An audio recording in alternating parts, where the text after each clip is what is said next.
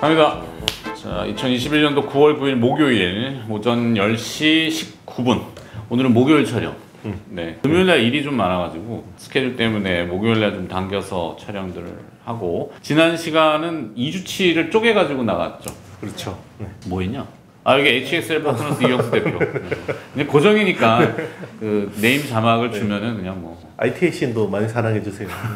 깨알 같은 홍보.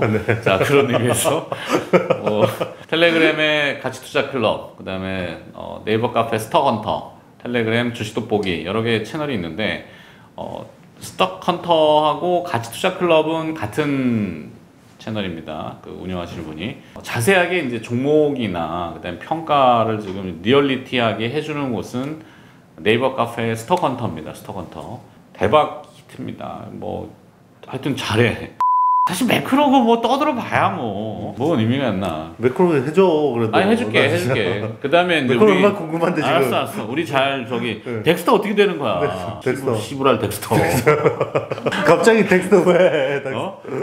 그게 뭐래? 덱스터 어떻게 된대? 덱스터 잘 된대요. 잘 된대? 잘 되는 덱스터. 지금 뭐 좀 이렇게 눌려 있지만 다음 주에는 덱스터가 또 부흥할 수 있겠다. 부흥할 것 같아요. 그지. 그 다음에 이제 엠바이오니아는 뭐 차마 얘기할 수 없는 내용들이 너무 많지. 왜냐하면은 그 민감한 카더라의 소문 정도는 우리가 알아서 걸어두세요 할 수 있지만, 진짜 민감한 것들은 우리도 잘 모르지만 그건 좀 피해 갑시다. 서로를 보호하기 위해서. 근데 좋은 것들은 많은 것 같아요. 매크로 얘기는 별거 없어요. 그냥 오락가락이지만 그냥 정책. 지금의 정책, 이따가 또 우리 카카오하고 네이버 얘기를 하겠지만, 현재 정부의 정책이 조금 소란스럽지. 키울 때는 언제고 깨버렸잖아. 그지? 이게 시끄럽습니다. 외국인이 그럼 좀 고깝게 보는 거야. 별로 안 좋게 봐. 그리고 또 코로나 확진자에 대한 정책이나 이것도 약간 조금 갸우뚱하는 것 같은데, 그래서 파니까 주가가 좀 밀렸고, 별건 없어요. 또 뭐 부동산 정책이 폭망. 잘 아시겠지만 반포자이가 기사 나왔던 거 짤로 돌아다녔지만 2달 사이에 20억이 올랐어요. 평행에 따라 다르지만 2달에 20억. 부동산 하게 났지. 거기 원유 나왔다고 보기. 그러니까 그 사람들이 원유 터졌어요, 뭐 유정 터졌어요, 아니면 온천 터졌어요 이거 하잖아. 그거 보고 내가 와 기도 안 차는 거지. 그러면서 기생충에 등장하는 반지하 방은 전세 1억. 미친 겁니다. 부동산은 미쳤어요. 그 콘크리트 박스에 지금 사람들이 과거 네덜란드의 옥자마, 튤립 버블처럼 미쳐가고 있는 거지. 주식시장만 너무 조용한 게 안타깝은데 자꾸 활로를 열어줘야지. 이게 개입을 해가지고 간섭하는 거는 역작용이 너무 많고, 여기서 너무 넘쳐나면 밖으로 빼주면 돼. 우리나라가 잘못하는 거는 해외 투자에 대해서 굉장히 적극적으로 해주는 게 좋아. 일본은 그거 하거든. 와다나베 부인이 과거에 이제 엔화가 절상이 됐을 때 비싼 엔화를 팔아가지고 밖에 싼 것들을 엄청나게 사들였다. 깔아놨죠. 그렇지. 그러다 보니까 무슨 일 터지면은 밖에 이제 엔화가 다시 돌아가서 엔화가 강세되는 뭐 이런 기형적인 구조지만, 일본이 잘한 그 영악하게 했던 거는 전 세계에다 자본을 확 뿌려놓는 짓들을 했지. 우리나라가 그게 잘 안 되는 게, 원화가 결제를 하려면 이게 복잡한 구조를 가지고 있어. 원화로 밖에다가 투자하는 게 아니라 달러로 바꿔야 되고 뭘로 바꿔야 되고, 이 바꾸는 과정들이 지난합니다. 근데 그거를 당국이 괜히 주식시장에 뭐가 어떻고 이런 거보다는 좀 열어주는 거, 이러면은 국가의 격도 높아지고 힘도 커질 텐데, 그러니까 그런 매끄러움이 아직도 부족한 것 같아요. 그래서 뭐가 하나 이슈가 되면은 그것만 정치인들이 그러니까 그래서 카카오와 네이버도 그것 때문에 그렇습니다. 왜 그럴까요? 규제가 들어왔죠. 왜 들어왔을 것 같아? 일단은 이제 그거죠. 그냥 밸류에이션에 대한 이야기부터 하면, 금융주는 아무리 많이 줘도 그렇잖아요. PER을 뭐 10배 뭐 이상 줄 수가 없잖아. 아무리 글로벌리 뭐 성장하는 그렇죠. 게 아니니까. 그렇죠. 근데 그러면 금융은 10배를 못 주고 핀테크라 그러면 한 30배까지는 줘요. 그죠? 얘들은 100배잖아요. 100배였잖아요. 그러면 100배라는 거는 플랫폼이라는 거죠. 플랫폼이니까 100배를 준 건데, PER을. 그동안 이제 얘들은 금융업이 아니야, 우리는 플랫폼이야 라는 걸로 높은 밸류에이션이 이제 오케이 했는데, 규제를 받으니까 금융업이네? 그러면 그 아이디어가 다 깨지는 거예요. 근데 그거를 누가 강조했을까? 누가 이게 우리 표현으로 꼰지른다 그러잖아. 누군가가 정치인들을 자꾸 이렇게 자극하는 거지. 그렇죠? 이 이영수 대표의 그 밸류에이션 평가도 그렇지만 기존 은행들이야, 기존 은행들. 맞아요. 기존의 은행들과 기존의 기득권 금융업자들이 와 좆되게 생겼거든. 카카오와 네이버가 저렇게 영역을 넓혀가면 증권사들도 마찬가지지만 와 이건 뭐 그냥 밖으로 다 뺏기겠단 말이야. 그러니까 정부 쪽에다 자극을 한 거지. 야 이렇게 되면은 대량의 실업이 일어나. 우리 일자리 다 어떡할 거야. 그러면 민심이 들고 일어날 텐데 내년 선거는 큰일 나겠지 않을까? 이렇게 고용이라고 하는 거를 볼모로 맞아요. 인지를 삼아가지고 자극을 하다 보니까 정치인들이 들고 일어나 이거 핀테크 야 이거 금융 규제해야 돼 이거 너무 방만하게 확장하고 있는 거야 이렇게 되는 거야. 맞아요. 네. 결국은 이제 정치의 시즌인 거고 내년 대선이니까 그죠? 그게 중요했던 거고 또 하나는 빌미를 줬어요 카카오가. 카카오가 너무 확장. 정말 그거를 리스크 매니지먼트를 정말 못한 거예요. 그동안 이제 너무 잘 나가니까 얘들이 정신을 좀 못 차린 것 같은데요. 일단은 빌미를 주면 안 돼요. 일단은 뭐 소비자 생활 물가 택시비 올리고 이런 것들 하면 안 되는데. 골목상권. 네, 골목상권 이런 거 하면 안 되는데. 카카오 떡방앗간도 그렇죠. 짓는다 그러고 막. 맞아요. 이거 내가 지어낸 얘기야. 진짜 아니야. 난 잘 몰라. 떡방앗간 관련주도 올라간다 그러나. 몰라. 추석이 다가오니까. 네. 추석에 떡국 안 먹나? 안 먹는구나 추석에. 나. 자 그래서 그러니까 일단 들어온 거는 그거예요. 이제 지금 펀드 보험 같은 금융 상품을 팔잖아요. 카카오에서. 근데 이게 이제 얘들은 우리는 광고하는 거야 라고 해서 규제를 피해갔는데 네. 이제는 금융위에서 야 니네 광고 아니라 중개업이야. 그렇지. 그러면 라이선스 받아와 이렇게 된 거예요. 그러니까 오히려 그러면 지금 금융 쪽에 적극적인 회사는 카카오가 네이버보다 더 적극적이거든요. 카카오는 직접적으로 막 들어가서 금융업을 하고 있고 네이버는 이제 아무래도 그 전에 하도 많이 혼났잖아요. 그렇죠. 언론 그렇죠. 때문에 예. 그 전에 이제 보수 정권 때 많이 좀 이렇게 해가지고 그래서 이제 좀 소극적이지. 간접적으로 했어요. 그러니까 네이버 파이낸셜이라는 게 미래에셋하고 같이 해서 이제 이렇게 물고 들어가는 거지. 그렇죠. 같이 물고 들어가고 이제 뭐 지급 결제나 이런 부분들도 기존 금융권들하고 연합을 해서 이제 하고 카카오는 직접 들어가서 플레이어로 뛴 거죠. 그러다 보니까 카카오가 좀 더 많이 데미지를 받은 건데 이게 중요한 게 이제 이게 끝이 아니라 시작이라는 거예요. 그러면 결론은 네, 정치의 시즌이 다가오고 있고 내년 대선이나 분위기는 정부 입장에서는 지금 거대 플랫폼 때릴수록 인기가 올라가는 상황이거든요. 그래서 지금 떨어지는 칼날 함부로 잡으면 손 잘릴 것 같은데요. 피하자. 네, 피할 그렇게 뭐 네네. 얘기해주면 되지. 뭐 지금 싸다가 훅 들어가다가 이게 그동안 오른 걸 봐야 돼요. 이게 중국 속담에 이런 게 있잖아요. 돼지는 살찌는 거를 두려워해야 되고 그리고 투자자는 수익 난 거를 두려워해야 돼요. 그래. 네, 그래서 어느 정도 비중 조절은 뭐 그렇다고 다 뭐 준비 많이 했네. 그렇죠. 공포에 매도할 필요는 없고 그냥 이제 그 정도가 좋지 않을까라고 생각합니다. 이게 또 공교롭게도 보면 1911년도에 그 록펠러가 스탠다드 오일이 미국 석유 시장 80% 점유했었는데 그게 정치권에 딱 걸리면서 40개로 쪼개져가지고 작살이 났잖아요. 그렇죠. 공중분해 됐지. 그렇죠. 딱 지금 110년 지나서 지금 미국 쪽에서 어떤 빵 업체를 중심으로 플랫폼 애들은 이게 지금 스탠다드 오일처럼 될 수 있다라는 분위기거든요. 우리나라보다 훨씬 세요 지금. 그리고 중국은 플랫폼 완전히 그냥 번 돈 다 기부하게 비자발적 기부를 하게 만들고 있고 이 지금 어떤 전 세계적인 조류이기 때문에 일단 플랫폼에 대한 어떤 멀티플 디레이팅은 불가피하다. 구글의 사시가 뭐냐면 사악해지지 말자예요. 사악해지지 말자. 네, 사악해지지 말자라는 거거든요. 이게 플랫폼은 클 때는 잘 크지만 이게 독점이 되면 자기들도 모르게 사악해지거든요. 통제하기 어려워. 네, 그게 이제 어떻게 보면 암세포처럼 자가 증식에 너무 익숙해져 있는 건데요. 그게 딱 지금 제동이 걸린 거라고 보고 있어요. 그래서 당분간은 좀 조심. 과도기가 좀 필요하겠네. 네. 설득력이 있다. 아니면 나도 이영수 대표랑 그렇게 사전에 뭐 얘기를 많이 해보진 않아. 왜냐면 이게 합을 맞춰보면은 짜고 치는 것처럼 재미없어요. 되고 네. 그래서 그런 걸 지향하기 때문에 그냥 라이브로 터는 거야. 그러니까 뭔 얘기야? 모르는 것도 있고 갑자기 이 미쳤나 이게? 이런 것도 있고. 스톡헌터는 최근에 보면 알루미늄 우리 지난 시간에도 뭐 3기 예. 이런 거 했었죠. 3기 엠바이오니아는 2주 전에 이야기했는데 대박이 났어. 이거는 이제 엠바이오니아는 네. 우리가 네. 이제 네. 좀 네. 디벨롭을 하고 보고 있는 거지만 그리고 또 지금 뭐 미는 종목들 좀 알아봐 달라고 그랬더니 우리랑 겹친다고 하는 표현은 그렇지만 녹십자를 또 보고 있네. 녹십자가 상당히 무거웠던 종목인데 녹십자 지금 스톡헌터 그 녀석께서 뭐 얀센하고 뭐 이슈가 좀 큰 것 같습니다. 위드 코로나 얘기들이 많이 나오니까 정부에서는 쓰지 말아달라고 하지만 어차피 다 스케줄은 그렇게 가고 있고 금리 얘기도 그렇죠. 그렇게 해드렸죠. 추석 이후에 이제 접종률이 높아지면은 풀어야 되죠. 단계별로 어떻게 풀어야 되는데 그러면 또 치료제가 등장해야 되거든. 치료제로는 뭐 아무래도 경구용 치료제.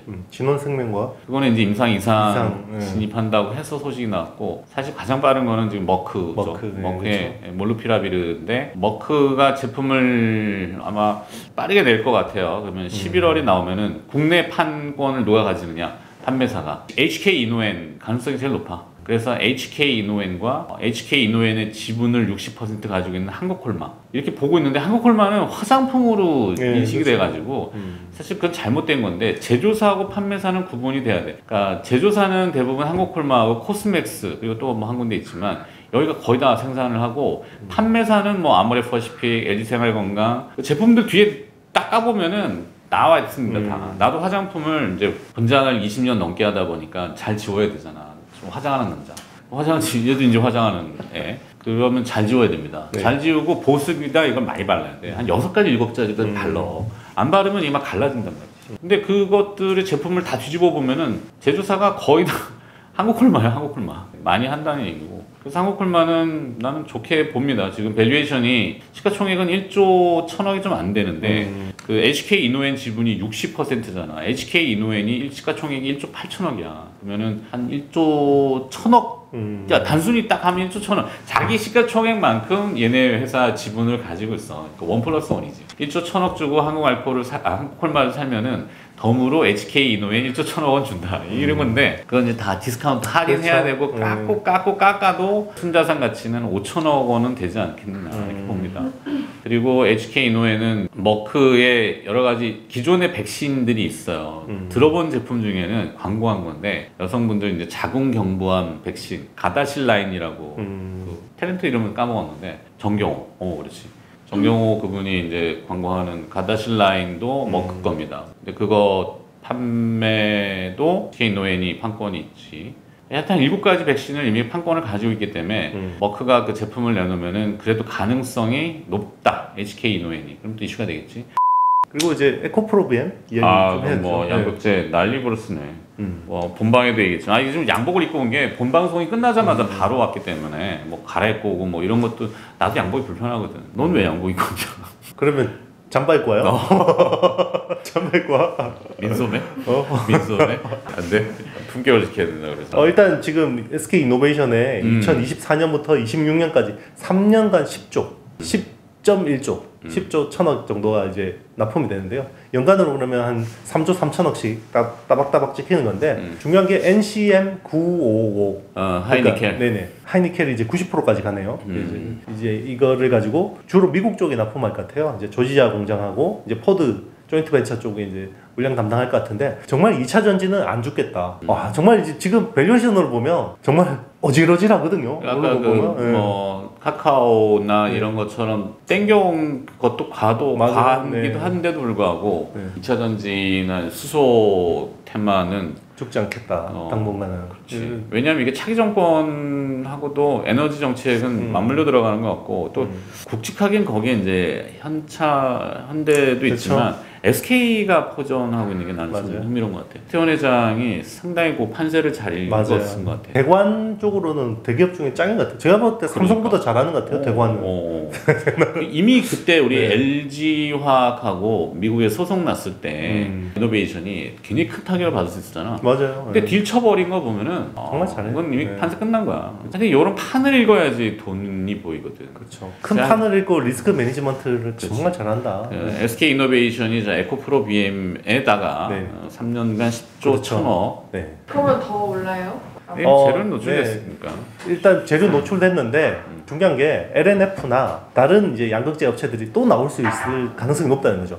일단은 에코프로 BM이 이 정도 나왔으면 그러면 LNF도 한 7, 8조짜리 나오겠네? 그리고 이제 포스코 케미칼도 얼마 나오겠네? 이런 기대감들이 계속 있다라는 거예요. 그래서 복병은 중국인데 중국의 CATL 같은 경우는 리튬 인산철 얘기를 하잖아. 리튬 인산철이라는 배터리 양극재 소재의 개념이 이게 이제 함축 에너지 함축이 좀 떨어지니까 아까 얘기했던 NCA, NCN 이렇게 몇 프로 막 이렇게 얘기들이 하거든. 근데 조금 까리해. 중국이 어떻게 달려드느냐. 그리고 또 이제 테슬라라고 하는 그 앨런 머스크는 잘 중국하고는 친한 것 같아. 우리하고 별로 안 친하고. 그러면은 왜 걔네들이 추구하는 바의 배터리 형태들 이런 것들이 좀 변수가 될 것 같긴 한데. 중요한 게 LFP 특허가 끝나요. 그지. 네, LFP 특허가 끝나서 리튬 인산철 예. LFP의 특허가 끝나. 예, 특허가 끝나서 이제 그동안 중국이 그 특허료를 내고 중국 내에서만 판다라는 걸 조건으로 그거를 떴거든요. 그런데 개발한 네. 노벨상 받은 사람. 네네 이제 그런데 이제 특허가 끝나서 막 팔 수 있어요. 그래서 LG 화학도 이제 LFP 쪽으로 진출한다고 뜬금없이. 네, 뜬금없이 하는 건데 뭐 전기차 타는 사람 입장에서야 안에 뭐 네모나게 들어가든 동그랗게 들어가든 밑으로 깔리든 뭔 상관이냐 이런 가격만 싸면 된다 이런 거거든요. 굳이 그리고 뭐 500km 달릴 필요 있나? 뭐 한 200km 달리고 충전하면 되지 싸면. 우리나라는 이제 네. 그 거리의 기준이 항상 서울, 부산 400. 근데 뭐 형 서울 부산 언제 안 가요? 안 가잖아. 비행기 타고 가지 우리. 그러니까 그런 어떻게 보면 고정관념일 수도 있어요. 이제 물론 저는 삼원계 국내 배터리 기술이 훨씬 뛰어나고 앞으로 시장성이 있다고 생각하지만 결국 가격으로 무식하게 치고 들어오면 LED 작살나는 거 봤잖아요. 그렇죠? LED가 정말 우리 진짜 신성장 먹거리인 줄 알았어요. 삼성도 그렇게 기대했고 그런데 중국이 가격을 후려치니까 맞아. 답이 없잖아요. 네. 하여튼 그런 잠재적인 복병은 조금 항상 고려는 좀 해야 돼. 네. 기준을 잡아서 가는 수밖에 없고. 그래서 정치 테마주? 프로텍? 프로텍? 프로텍 뭐 재밌는 거 있어? 아 프로텍은 정치 테마주는 아니고요. 디스펜서 전문 기업입니다. 이 회사는 이제 그냥 디스펜서라는 게? 접착제 잘 짜는 회사예요. 이렇게 딱딱딱 균일하게 짜서 하는 건데 기존에 뭐 LED 같은 거 이런 데다 하니까 돈이 안 될 거 아니에요. 그죠? 별로 뭐 그러니까 멀티플 많이 못 받았어요. 카메라 모듈이나 이런 쪽에 들어가니까. 근데 중요한 게 요즘에는 칩을 수직으로 샀잖아요. 수직으로 쌓으면 중간에 아주 미세한 마이크로 펌퍼를 가지고 회로를 연결해요. 웨이퍼 간. 그러면 여기에 뭘 채워 넣어야 돼. 이게 왜냐면 마이크로 볼들이 이렇게 있으면 피치가 좁아지고 그리고 잘 깨질 거 아니에요. 그죠? 워낙 작으니까. 꾹 눌려져 깨질 수 있잖아. 그러니까 날카롭기도 하고. 그렇죠. 밑에 그래서 뭔가 내용물을 언더필이라고 그러는데요. 채워 넣어야 되는데 그게 이제 방열 기능도 중요해지고 뭐 여러 가지 기능을 해야 돼요. 접착력도 높아져야 되고 그거를 하이 밴드위스 메모리, 그러니까 TSV 공정 쪽에 들어가게 된 거예요. 예상.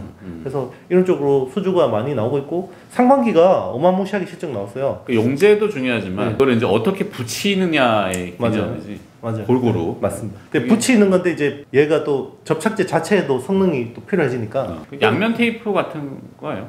본드라고 생각하시면 본드. 예. 그래서 이제 상반기 매출이 948억 나왔고요.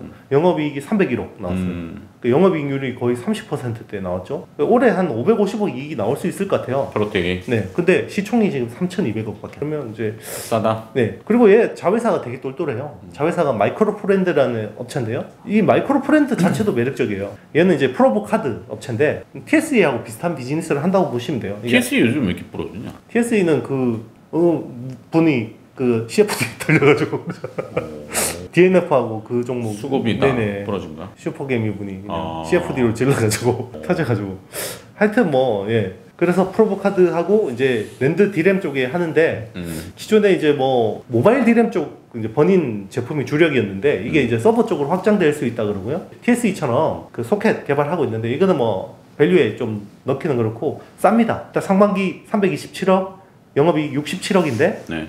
시총 970억. 네, 올해 연간으로 한 130억 나올 수 있어요. 어디가? 마이크로 프렌드가. 그거는 자회사잖아. 그러니까요. 마이크로 프렌드도 좋다고. 미안하다. 남 이야기를 안 들어보고요. 그래서 뭐 프로텍도 좋고 저기 마이크로 프렌드도 좋게 보고 있습니다. 네. 한미 반도체 약간 업데이트 할까요? 변화가 있나요? 네. 한미 반도체가 그동안 좀 이제 말을 아꼈어요. 그 HPSP 지분 25% 인수했잖아요. 그렇지. 그게 이제 HPSP가 중수소 기반으로 이 그 패시베이션 하는 회사거든요. 이게 반도체는 이렇게 나중에 다이를 이렇게 적층하고 나면 이게 알칼리 오염이 많이 돼요. 손에 이렇게 막 묻어날 수도 있고 이게 알칼리 오염이 되면 회로에 데미지를 주는데 그 위에 이렇게 뭔가 살짝 덮어줘요. 보호막? 네, 보호막처럼. 그러니까 EMC 하기 전에. 그걸 이제 패시베이션이라 그러는데 얘들은 중수소를 기반으로 하니까 회로를 살짝 눌러주는 거예요. 그러면 한 15% 정도 높이를 낮출 수 있어요. 요즘에는 칩을 위로 수직으로 쌓기 때문에 요 높이를 낮춰주는 게 굉장히 고부가가치거든요. 이제 그런 게 있고 이 중수소를 기반으로 하면 또 전자 모빌리티를 높여줄 수 있는 기술이 있대요. 예를 들면 이제 레이저 어닐링처럼 그래서 그게 나중에 상용화되면 정말 대박인데 올해 매출이 한 8,900억 정도 나올 것 같고 영업이익률이 49% 정도 나올 것 같다고 합니다. 지금 HB테크도 이 회사 인수한다고 막 증자하고 있잖아요. 그렇지. 그래서 한미반도체가 아마 2대 주주기 때문에 인수할 가능성이 제일 높겠죠. 그러면 이 회사는 또 곧 상장이에요. 연말 내년 초쯤에. 근데 진짜 한 1조까지 갈 것 같거든요. 밸류에이션이. 네. 영업이익률이 50%. 그래서 한미반도체 밸류에이션에 이 회사 그 관계사 지분 가치가 전혀 포함이 안 돼 있는데요. 이게 또 인수 가능성까지 또. 삼진은 한번 받아요. 네, 삼진은 이제 하반기 나올 거예요. 이제 저기 자율주행차용 스마트 타이어가 나올 거고 금호 타이어랑 해서 나올 거고요. 그 버스에 적용이 됩니다. 버스에 적용이 되고 타이어 마모 상태나 이런 것들을 통신으로 주어서 IoT로 이제 하는 건데 그 개발비가 많이 들어가잖아요. 이 리모컨하고 IoT 하던 애가 갑자기 자동차 전장 쪽에 하려고 그러니까 테스트 장비도 비싸고 그 시뮬레이션 룸 만드는 것도 비싸고 하니까 그 개발비가 상반기 많이 들어갔어요. 그래서 매출 규모로 보면 작년보다 안 빠졌는데 이익이 좀 약간 좀 슬로우했는데 그거는 개발비 많이 들어간 거라고 보시면 되고요. 그리고 원래 이게 그냥 금호 타이어하고 둘이 하는 거였거든요. 지난번에 네네. 둘이 하는 거였는데 SKT 통신사는 이야기해도 될지 모르겠는데 하여튼 통신사가 들어와서 이거를 자기들 구독 그 사업처럼 하고 싶은 거예요. 그래서 판이 커졌어요. 그래서 개발비가 더 많이 들어가게 됐고 그리고 금호 타이어하고 그 다음 프로젝트도 같이 하기로 됐어요. 그래서 기존에 이 프로젝트는 완료가 돼서 버스에 적용되고 향후 자율주행차에 적용되는데 향후에는 더 고도화된 스마트 타이어 개발을 또 같이 하게 됐으니까 또 개발비 써야겠죠. 그래서 당분간은 약간 이익은 슬로해질 수 있는데 붙는 그림들이 굉장히 좋아지고 이런 것들은 삼진이 이야기 안 할 거예요. 금호 타이어나 SKT나 이런 쪽에서 이슈가 한번 나오면 주가가 빵 뜰 수 있는데요. 그 타이밍을 제가 알 수는 없습니다. 근데 회사 그림은 굉장히 좋아지고 있다는 거. 리모컨 회사의 그 저평가 구간을 어느 순간 한 번에 반영해버릴 텐데 그 타이밍을 알 수는 없는 거니까요. 네, 적절하게 이제 이영수 대표가 단점이 너무 빨리 보고 타이밍은 우리 가치 투자 클럽 이런 데서 보면 정말 잘 맞으니까 시류에 빡빡 네, 맞지. 저는 이제 방향성을 좀 그래도 보는 편인데 가치 투자 클럽 네. 내일 스톡헌터 또 올라왔는데 지금 배터리 팩 기업들 보내 세방전지, 인지컨트롤스, 이렌텍, 뭐 신성델타테크 이렇게 쭉 있는데 세방전지를 가장 탑픽으로 보는 것 같아요. 자, 이런 재료들은 네이버 카페 스톡헌터 진짜 많이 참고해 보시고 그 다음에 텔레그램의 가치투자 클럽과 텔레그램의 주식 돋보기 많이 봐주시고 가입해 주시면 됩니다. 더 하실 얘기? 네, 뭐 땡? 주말 꿀잠 주무시길 바라겠습니다. 침대 간 거야?